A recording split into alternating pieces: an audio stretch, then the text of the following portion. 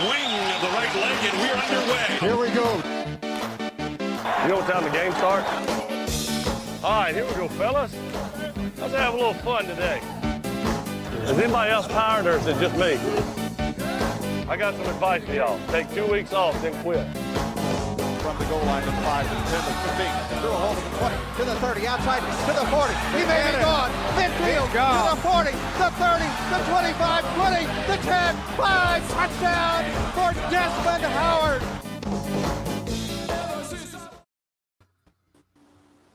Good evening, Packers worldwide. And a good evening it truly is here with my friends. Matt Freilich, Packer fan. Have to introduce you like that, right?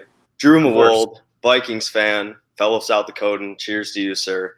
And Brian Hines, our buddy here from Minnesota, joining us beyond enemy lines to discuss week one. Boys, welcome to Packers Worldwide. Glad to have you. Opening thoughts from you guys. Go ahead, Brian. All right. Well, I'm glad the season isn't 1 week long. Otherwise, well, it is on Twitter apparently for a lot of people. But I mean, it's kind of such a unique situation for, with the no fans and the no preseason and stuff like that. But I mean, it is what it is. You invest in young corners and you don't have a preseason or, basically just a crazy offseason, and you get Aaron Rodgers week one. I mean, the writing was kind of on the wall, what was going to happen. So you just learn from it, keep improving. I mean, what else do you ask out of a secondary that's, rookies and first-year starters, basically? So, Drew, what do you think? Yeah, I agree with everything Brian said, and I will add that I was mostly disappointed with the lack of a pass rush Rodgers had the entire day. And so, the focus for me on this game is just the defense. I don't think there's the sample size enough for either the Packers defense or the Vikings offense to have any takeaway. It was just, there's so much of the game and the time of possession was so heavily in favor of Green Bay that's the only takeaway for me, is how Green Bay's offense just dominated the new look Vikings defense. Matt, what do you got? I like the perspective from both these guys. I mean, the young corners for sure. I think that was kind of, we highlighted that, at least Ryan and I, in the preview episodes leading up to the season launch. And then I am surprised at the pass rush. I know, they just with the young offensive line of the Packers, and they had to makeshift it during the game. You would expect, even if the Vikings didn't have a really good front seven or good edge guys, you would think by just chance they would get after the quarterback a little bit more, and that just never happened. But I'm excited. I didn't expect the game to go like that.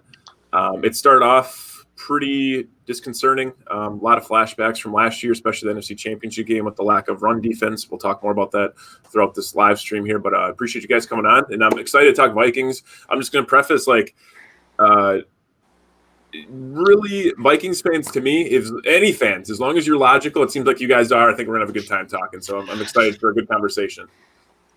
I'm as well. It's a good group to have here. Brian always brings the positive perspective out of Minnesota here, and Drew's got his smarts up here, so we know what we're talking about around here. My initial reactions were right along the same lines as you guys. The offensive line for Green Bay looked really good despite a couple of injuries. According to PFF, they only gave up 4 total pressures, and 3 of those pressures were credited to Aaron Rodgers himself. So only 1 total pressure given up from the offensive line. That was Lucas Patrick, who didn't even end the game. So going forward here, what's maybe a big takeaway? We'll start with Matt on this one and go the other way around.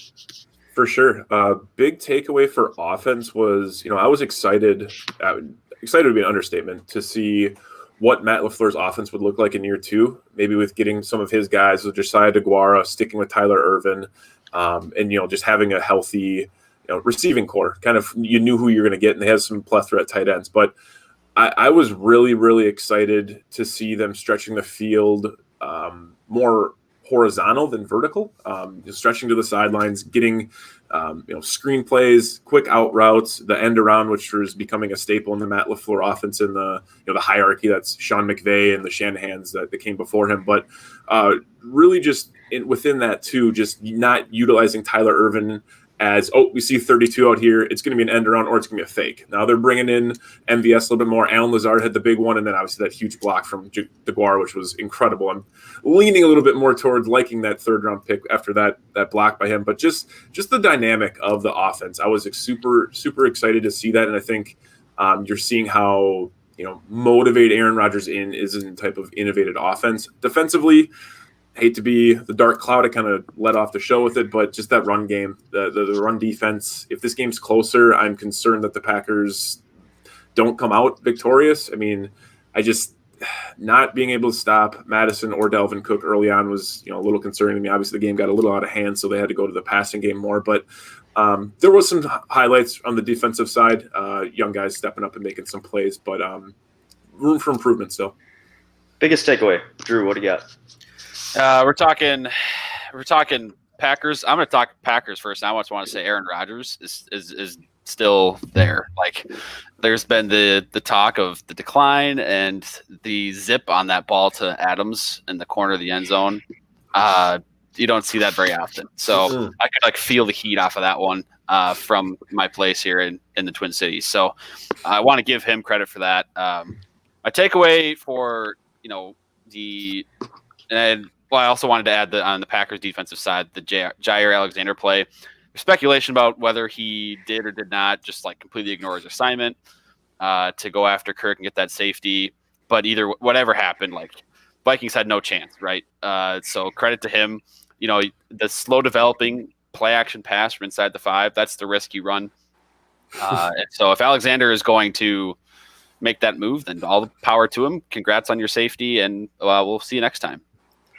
Brian? Yeah, I'll play off that throw to Rodgers, or throw from Rodgers to Adams. It's funny because I remember 2015 at TCF, he had the same, that rollout to James Jones, in the same part of the end zone, I think. And it's just funny because people get so, the instant reactions. Rodgers will have a bad game, no one's allowed to have a bad game. So it's Rodgers is toast, and then you see throws like that, and you're like, and I think the Jordan Love thing could have helped that too. Maybe he's a little more, to prove people that he's still got it. But my biggest takeaway for the offense for the Vikings is, you guys were saying the run defense for you guys, but our offensive line overall, I think, was a big surprise as to how well they played. Mm-hmm. I mean, I know it kind of got out of hand. Once Kenny Clark went out, your job gets a lot easier, obviously, but being with how bad our offensive line has been my whole life, basically, it's nice to see them, especially that first drive. Brock Heward kind of mentioned it that on Cook's touchdown, how the Green Bay guys were all on the ground from our offensive line. So, I mean, progress is progress when you've struggled for so long on the offensive line. And as far as the defense goes, I mean, it felt like Zimmer was, had his 2017 defense out there, the way that he called the game. And I felt like, they were so scared to give up the big play, which they ended up doing anyway. But you give Rodgers that 1-2 step throw and, that easy 5 to 6 yard completion every time. And I think Zimmer moving forward just has to take more risks with a young defense, send more pressure. I mean, if you're going to get burned, you might as well, get burned, sending an extra guy at the quarterback than just rushing 4 and still getting burned. So I'd say those were my biggest things. A lot of your guys' comments are really reminding me of some of these really good Packer teams that Matt and I used to watch, but they just couldn't stop anyone in the secondary. And it gives me flashbacks to, I think it was 2016 Atlanta, Ladarius Gunter trying to cover Julio Jones type stuff. And the PTSD on that game is just... Dude, it's the growing pains, man. You got to be ready for it, So that's like I said leading into it was these guys are young. It was going to be a struggle with 4 preseason games. It was still going to be a struggle, but not to have anything. And then you just jump out on the field. And, it's one of those things where it's it's either going to make these kids or break them. So we'll see moving forward how Aaron Rodgers, it could be a good thing for them that, he walked out there and humbled them and we're like, hey, you guys aren't that good. We'll see moving forward how they respond to it. Yeah, I like that point of view. Matt, you got anything to add to that? Not really. it's tough.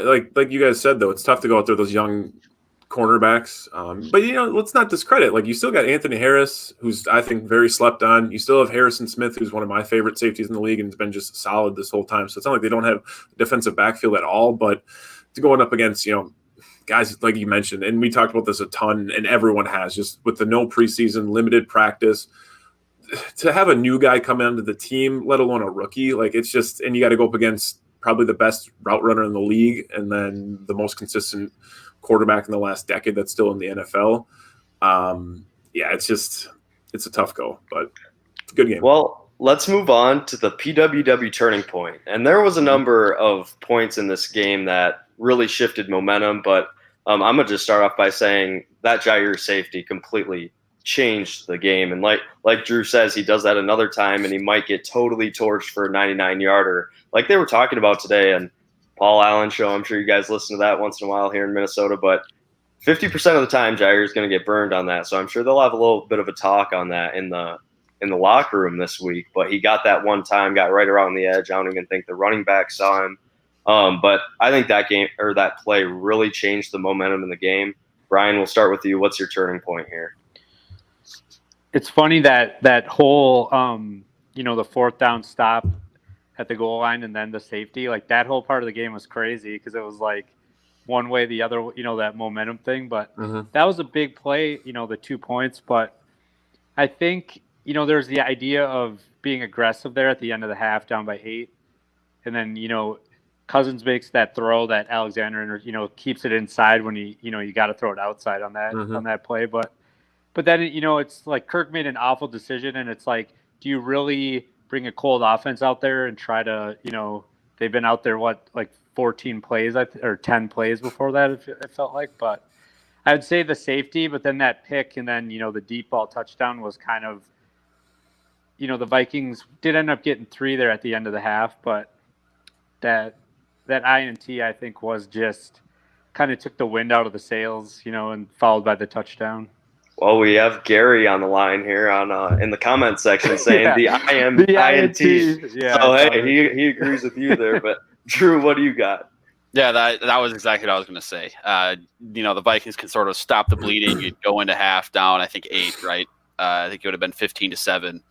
And, it's not best case scenario by any means to go down 8, but you can kind of salvage things and come into the second half with kind of a refreshed mindset. And Kirk throws the pick, gives the Packers an opportunity to put points on the board. And what actually I thought would turn into an 11-point deficit actually quickly became more than that with the Valdez-Scantling touchdown. So, that's for sure the turning point of the game for me. Matt, what's your PWW turning point, my friend? I got to go safety, too. Like, the safety was huge. And you guys mentioned at the start of the show, like, the fact that you're going to want to play action there within your 5, that is just, I mean, you're asking for it. So it's like, it's paired with just the instinct, opportunistic, right place, right time, Jarrett Bush type of situation. Schoberg knows what I'm talking about. But, yeah, Alexander with that safety, and then you come out with a cold offense before the end of the half and you throw a pick and it just kind of spirals out of control that way. But I thought that, I mean, just for me personally, as soon as that safety happened, I'm like, okay, like football's back. I'm dialed in. Like it took it because I was a little pissed, to be honest, with the run defense and just how things were kind of going at that point. And then finally that happened. I was like, boom, here we are. We talked about that in our Packers Worldwide chat right after it happened, and a couple of us were just talking about whether that was called or whether he did that on his own. And I said he took a page from Harrison Smith because Harrison Smith gets those option blitzes all the time, and I know they play different positions, but they both kind of play a little bit of a center field once in a while, and they kind of run the back end of both of their respective defenses. But heading on to Vikings State of the Union here. Going forward, let's talk about the enemies a little bit. Haven't started with Drew yet. So, Drew, what's kind of your State of the Union after your week 1? Well, I mean, it's not good. You lose a divisional matchup, and these divisional matchups always carry more weight at the end of the season. Talking about division playoff spots, and then of course in the wild card too, those things matter a lot more. And so this loss carries a lot of weight in that perspective. But in terms of moving forward with the team and actually winning games, let's get some pressure on the quarterback for one. And no Daniil Hunter sucks. No Everson Griffin sucks even more for the whole season.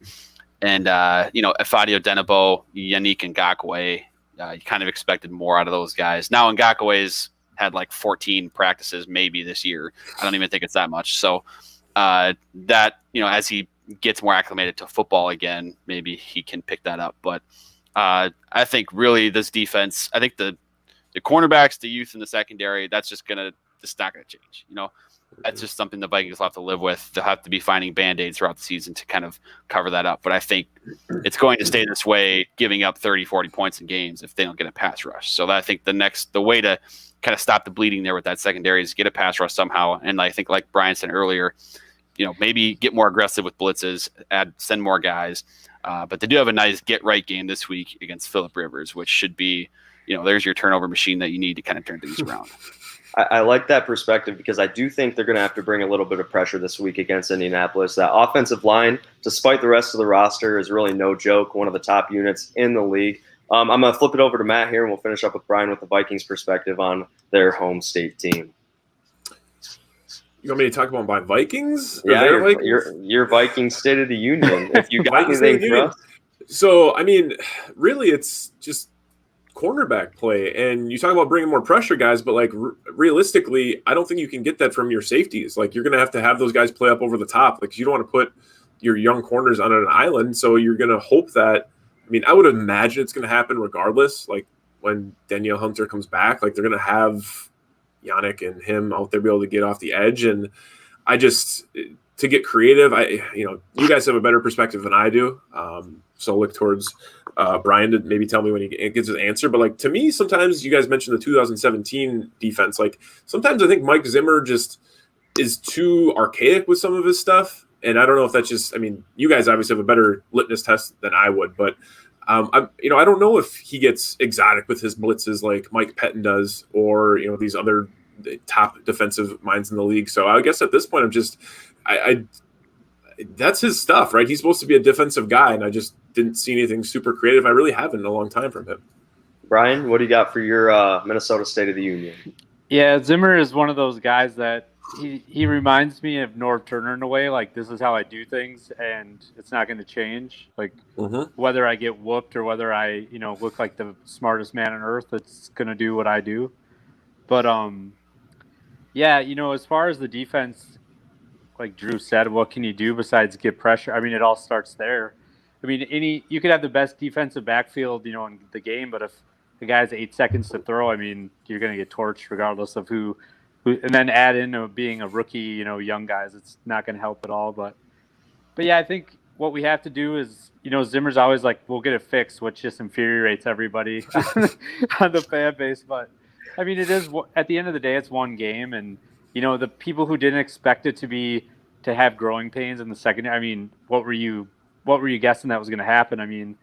Did everyone say, I saw some people saying Rhodes and Waynes would have, that's what we were seeing from them last year too. It was just, It was just Smith and Harris and Kendricks were the only reason that anyone was getting covered last year. So It is nice to pay these guys $1 million instead of $10 million to, kind of, work their way in, and they're not veterans by any means. So there's hope. But as for the offense, step one is having the ball next week. That'll be, any offense, with 18 minutes of time of possession, what are you really expecting out of an offense? I think, I don't want to jump in too quick here, but I had a note wrote down on my phone, and after the safety, I kind of lost track of it. I think I didn't even worry about it, but I think at the 6-minute mark left in the second half, Kirk Cousins had attempted only 2 passes or something crazy like that. It's one of those things where it's everyone's the defense was gassed, and it's well, if they can't stop an off, it's their own fault. It's letting your kid. It's letting your kid run in circles till they're tired. The same thing.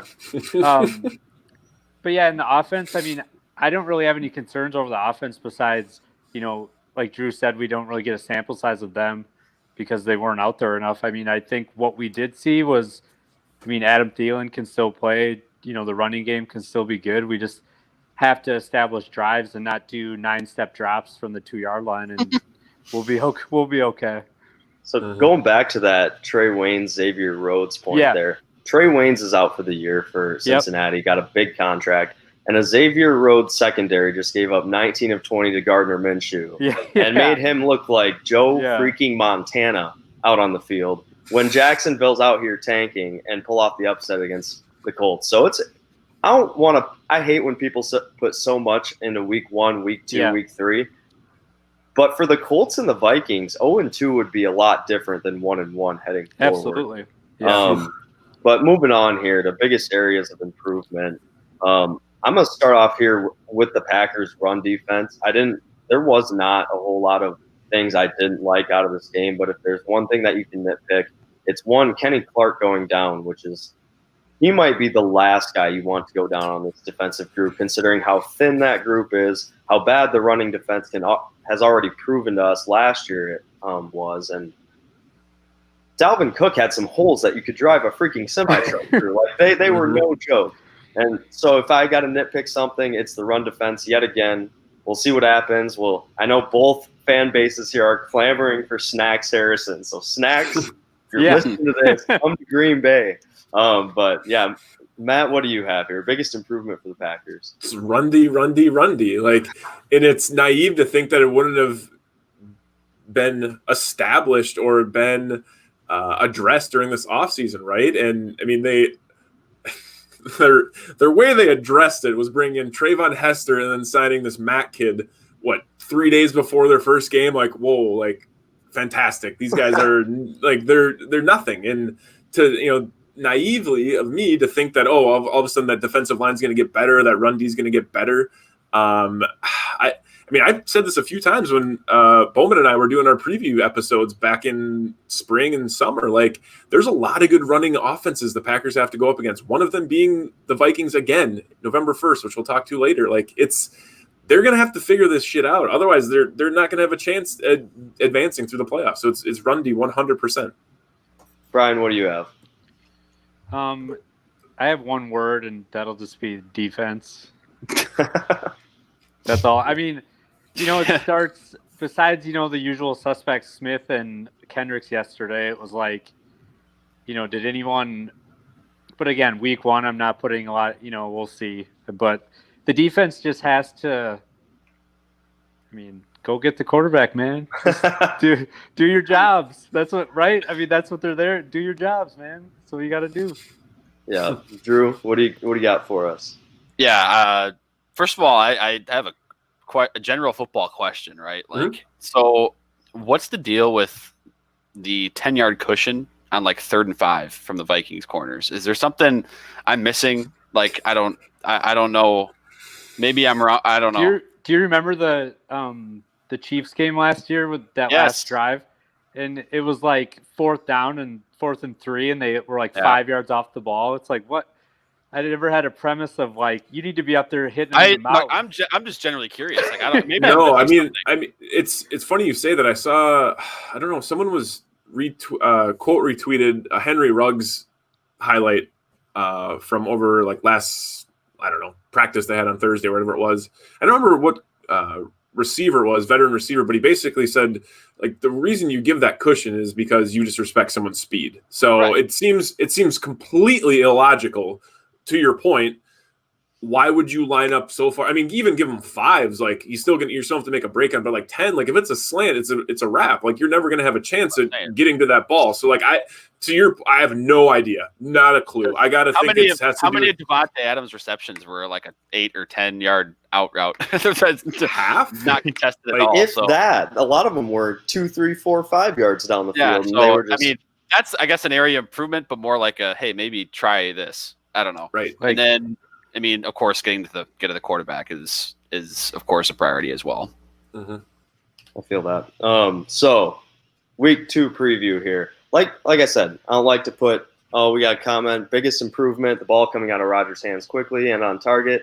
Mm-hmm. I agree with that. That was pretty awesome to watch. Rodgers staying on schedule was fun. Seemed like a vintage Rodgers game. Used that a couple times since the game. But week 2 preview.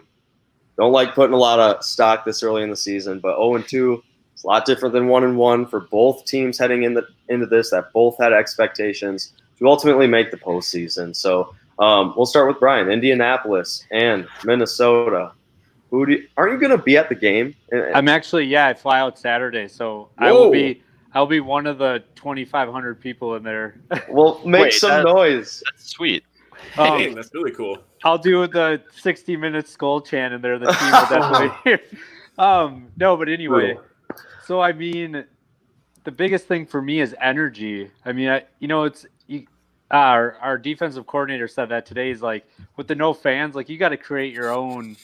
Like, you got to be, pump yourself up and be ready to go, because there's nothing in the stadium that's going to pump you up. Like, it has to be you. So I think energy is important, and to see like how Zimmer, adjusts to, the travesty we saw yesterday. And I think for the offense, it's, just having the ball, like I had said, is important for them. And I think we can do plenty of work against the Colts. As you said, I mean, Xavier Rhodes, let's welcome him back. We all know what he's not capable of, so take advantage. I think he got torched on a play action pass yesterday, and also had a pass interference call, so he's still doing his thing. On brand. So Consistency. But yeah, I think it's just coming out of the gate with, energy, and on defense, it's just being aggressive, because Phillip Rivers will throw arm punts all day long if you get in his face. So I think it's important that we, just send the house every play, and Phillip will reward you. Week 2 preview, Matt. We'll go with the Packers, and then we'll go back to Vikings. I'm excited here. Watched the end of the Lions game yesterday. They're still gonna Lions apparently. Feel bad for DeAndre Swift, honestly. Like, I have him in fantasy, but it was on my bench. I don't really care about fantasy when it comes to a rookie guy who's like basically has an opportunity a week and a half ago to be the starting running back for a franchise, and all of a sudden AP comes in, almost busts 100 yards, and then you drop the game-winning touchdown. Like, that's a tough scene, as the kids say. So at this point, I'm looking towards the matchup of TJ Hawkinson. I think that might be an issue for the Packers. Dynamic linebacker. He had a decent game yesterday with limited targets. And then really it comes down to, is Kenny Galladay a go or not? And after that, it's like you could pretty much determine if he's not going to play, like, this is going to be a pretty easy game. But if Galladay is out there, like, he's a very underrated receiver in this league. I think he's starting now just to get some recognition, but he's been doing this for the last 2-3 years. So it's I don't know. They're definitely going to win to what margin, I'm not sure. But we'll see what happens. I'm still curious what that Lions defense is going to look like with the new guys they brought over. Jamie Collins, who got tossed out yesterday for nothing, essentially. Not that I don't think that played too much in the game, but I'm interested to see what their defense will look like. So, but I got the Packers winning for sure. Drew, what do you have for Indianapolis and Minnesota? I don't really know. I mean, the thing is, I don't think so. I'm not surprised by the Aaron Rodgers explosion in the passing game, but I would be surprised if it happened with Phillip Rivers, just because Mike Zimmer has been pretty good against Phillip Rivers, right? And I say that I said the same thing about Rodgers heading into last week, but Phillip Rivers, the Chargers turned it over against the Vikings 7 times last year in that matchup. If they can't figure it out against Phillip Rivers, then we're going to have some serious problems. So I remain optimistic for that reason, and my optimism will quickly dwindle if they can't figure it out against Phillip Rivers next week. I like that point. You guys have had Phillip Rivers' number definitely the last couple times through. Listening to as much K-fan as I do in this state, I've heard about that Chargers game a lot, even the last couple weeks. So yeah, I'm sure heading into this Indianapolis game, it's going to be no different. But you know what? I love Jonathan Taylor. And Jonathan Taylor's starting for the first time on Sunday. He is being inserted into my starting lineup from here to here. And I think JT goes off in his first start, and they don't have to worry too much about Phillip Rivers. And they go like 30-27, dropping those Vikes to 0-2. And then the Packers, with a little help from the refs, like they did last year in Detroit or against Detroit, just because I know Minnesota fans, not you guys, but a lot of your Twitter likes talking about refs a lot. So hopefully there's no calls involved, but the Packers win a close one against Detroit. I don't think they pull away too much. I think Detroit's improved this year, but they do find ways to lose, like Detroit ultimately does. Is there any closing thoughts going around the round table tonight, Matt? I just hate that you're saying Jordan Taylor's going to dominate. Right? I mean, let's RIP to Marlon Mack's Achilles. First of all, like that sucks. Like he was going to be dynamic in that offense, in my opinion. And Hines and Jonathan Taylor both had 6 catches yesterday, so they're not even running the ball. I'm not sure if that's good or bad for the Vikings defense at all. I really don't know if they're able to match up that way. I would assume they have decent linebackers that can line up, so maybe that works for them. But bold take from. What's your stat line from Jonathan then? Is he going 100? Is he getting a touchdown? What's his stuff? I think 125 and a touch. Oh my gosh, you're. We started the stream saying we're going to be logical and fans, and obviously you're saying 125 against their team. That's ridiculous. Hey, Drew? What do we got here? I have less than 125 yards rushing for Jonathan Taylor. Hey, we need odds on this. We need odds. Betting, man. Good betting, man. No, it's just over under 124 and a half. I'm sure the over under we said something like 63. Yeah, about half of that. Brian, any closing thoughts from you? Yeah, I think Rivers threw it 46 times yesterday, so I think if we can throw it 50 times, I think the Vikings gotta ice that arm. He's I up think there. if we can get him throwing 50 times a game, I think we got a good chance to get quite a few turnovers, quite a few arm punts from Phillip if he's throwing it 50 times. That's a good term. I'm going to steal that. You've used that twice. I'm writing that down. Oh, yeah. Phillip's Phillip is in the dictionary. It's his picture when you look up arm punt. So. Well, I appreciate you guys joining us tonight. It was fun to recap a little Vikings-Packers action. No matter what the final score was, it's always good banter with the guys to the east, or I guess the guys to the west, considering we're the ones in Minnesota, though, Matt, all right? So usually I'm the one saying east, but joining with the guys from the west right now. I got you. Thanks for joining us, man. For Packers Worldwide, I'm Ryan Schoberg, Matt Freilich, Drew Mahold, and Brian Hines. Thanks for joining us. Have a good night, everyone. See ya. Now, here's the run-up. Swing of the right leg, and we're underway. Here we go. You know what time the game starts? All right, here we go, fellas. Let's have a little fun today. Is anybody else tired, or is it just me? I got some advice for y'all. Take 2 weeks off, then quit.